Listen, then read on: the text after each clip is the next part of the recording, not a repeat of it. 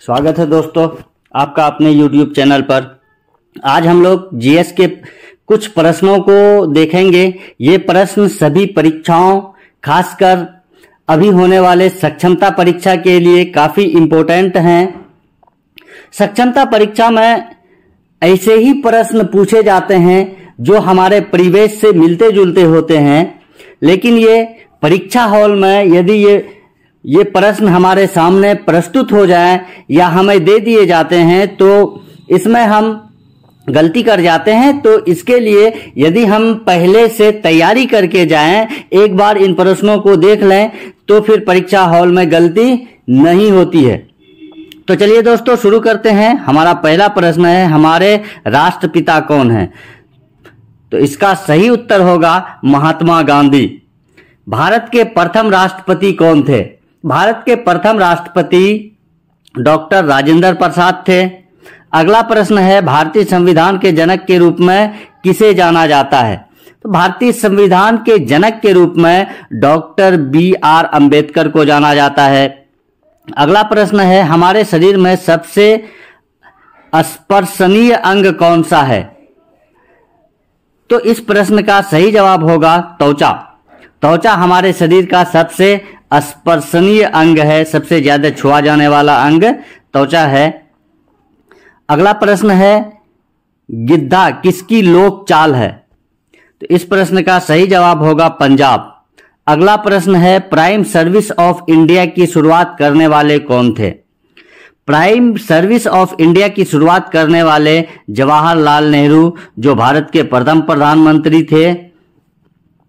अगला प्रश्न है, सोना और चांदी में से भारी धातु कौन सा है? तो सोना और चांदी में सोना भारी धातु है। अगला प्रश्न है, कंप्यूटर की रचना किसने की थी? कंप्यूटर के आविष्कारक चार्ल्स बेबेज थे। अगला प्रश्न है, 1 मेगाबाइट में कितना किलोबाइट होता है, यानी 1 MB में कितना KB होता है? तो इस प्रश्न का सही जवाब होगा 1024 किलोबाइट मिलकर के 1 मेगाबाइट बनता है, जिसको शॉर्ट में हम लोग KB और MB कहते हैं। अगला प्रश्न है, कंप्यूटर का मस्तिष्क किसे कहा जाता है? तो कंप्यूटर का मस्तिष्क CPU को कहा जाता है। भारत किस महाद्वीप में स्थित है? भारत एशिया महाद्वीप में स्थित है। अगला प्रश्न है, गीजा पिरामिड किस देश में है? तो गीजा पिरामिड मिस्र में है। अगला प्रश्न है, स्टैच्यू ऑफ फ्रीडम किस शहर में है?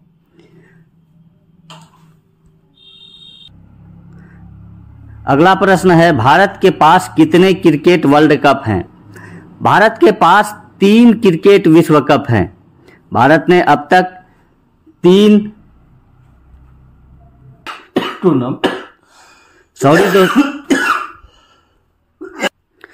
दोस्तों भारत के पास 4 विश्व कप है, 2 T20 और 2 वनडे विश्व कप। अगला प्रश्न है, शहीद दिवस प्रत्येक वर्ष कब मनाया जाता है? 30 जनवरी को शहीद दिवस मनाया जाता है।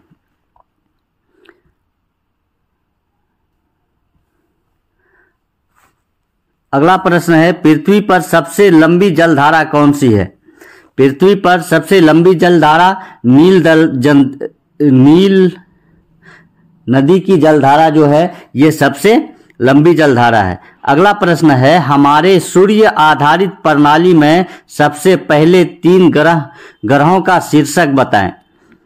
तो इस प्रश्न का जवाब है, हमारे सूर्य संचालित ढांचे में सबसे पहले 3 ग्रह हैं, बुध, शुक्र और पृथ्वी।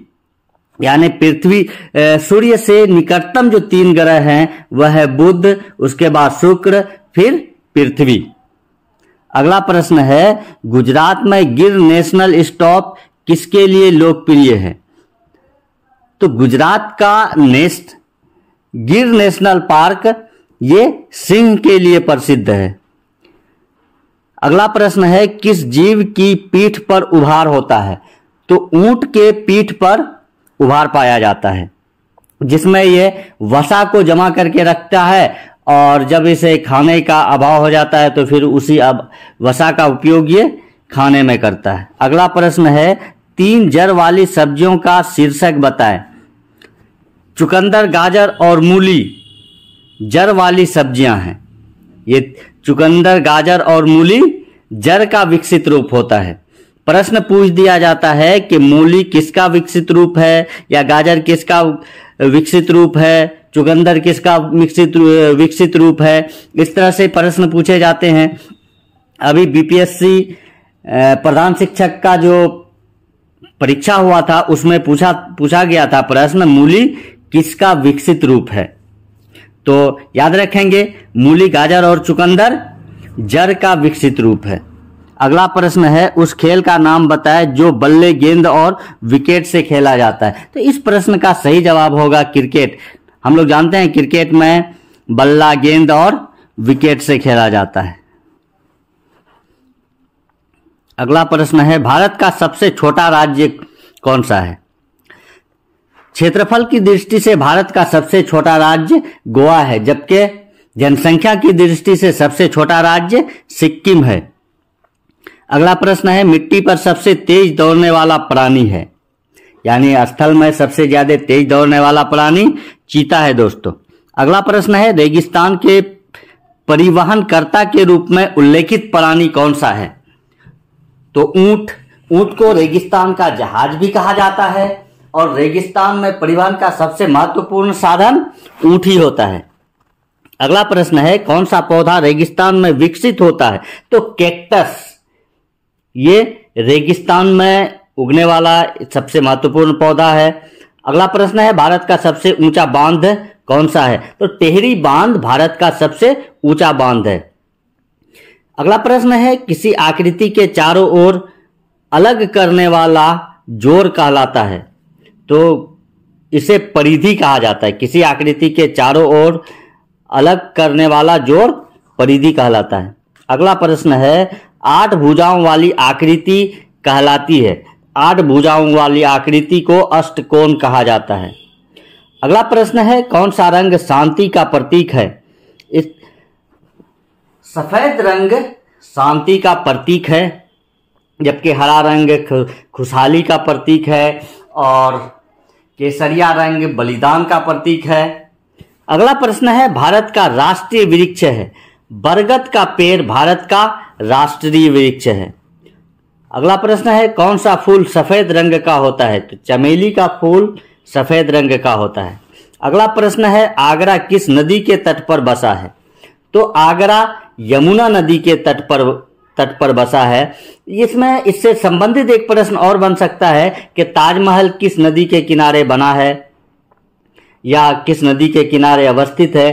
तो इस प्रश्न का भी जवाब यमुना नदी ही होगा। अगला प्रश्न है घोड़े के बच्चे को क्या कहा जाता है। घोड़े के बच्चे को कोल्ट कहा जाता है। अगला प्रश्न है भारत का राष्ट्रीय प्राणी क्या है। तो भारत का राष्ट्रीय प्राणी या भारत का राष्ट्रीय पशु बाघ है। अगला प्रश्न है अंडे का आकार होता है। तो अंडे का आकार खुद अंडा एक आकार ही है जिसे अंडाकार कहा जाता है। विश्व में सबसे अधिक बोली जाने वाली बोली है मंदारिन या चीनी विश्व में सबसे अधिक बोले जाने वाली बोली है।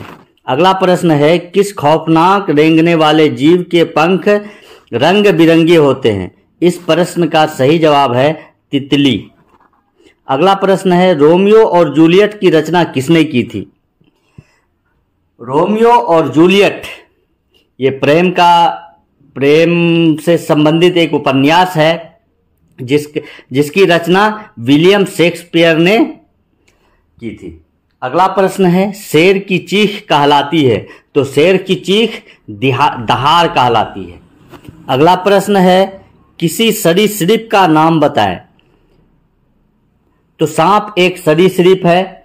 सरीसृप उस जंतु को बोलते हैं जो रेंगने वाले जीव हों, जिसे पैर नहीं होता है।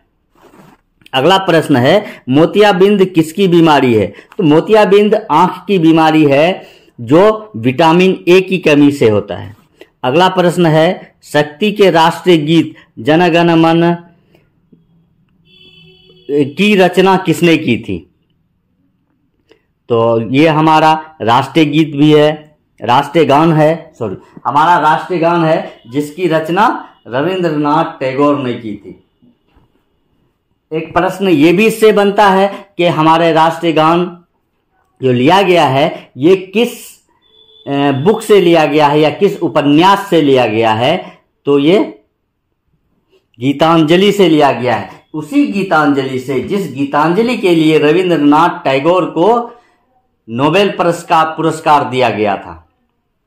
और रविंद्रनाथ टैगोर ही एक एकलौते व्यक्ति हैं जिसके दो गीत दो देशों का राष्ट्रीय गान है।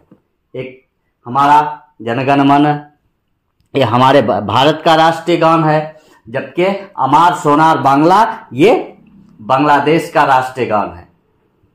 और दोनों के रचनाकार रविंद्रनाथ टैगोर जी हैं। अगला प्रश्न है, भारत के राष्ट्रीय ध्वज में कितने रंग हैं? तो भारत के राष्ट्रीय ध्वज में 3 रंग होते हैं, केसरिया, सफेद और हरा। अगला प्रश्न है, भारत का दरवाजा कहाँ पाया जाता है या किसे कहा जाता है? भारत का दरवाजा मुंबई को कहा जाता है। अगला प्रश्न हमारा है, अल्बर्ट आइंस्टीन कौन थे? इस प्रश्न का सही जवाब होगा अल्बर्ट आइंस्टाइन एक लोकप्रिय वैज्ञानिक थे। अगला प्रश्न है, दार्जिलिंग क्षेत्र में कौन सा संपादन व्यापक रूप से विकसित हुआ है? दार्जिलिंग का इलाका चाय की पत्तियों के उत्पादन के लिए जाना जाता है, यानी दार्जिलिंग चाय उत्पादन के लिए फेमस है। अगला प्रश्न हमारा, उत्तराखंड की राजधानी कहाँ है? दोस्तों, उत्तराखंड की राजधानी देहरादून है, जो एक पर्वतीय प्रदेश है। अगला प्रश्न है, हम अपना स्वतंत्रता दिवस कब मनाते हैं? हम अपना स्वतंत्रता दिवस 15 अगस्त को मनाते हैं। अगला प्रश्न है, सूर्य क्या है? तो सूर्य एक तारा है। सूर्य और तारा दोनों को नाभिकीय संलयन से ऊर्जा प्राप्त होता है, इसलिए सूर्य और तारा एक ही है। सूर्य एक तारा भी कहलाता है।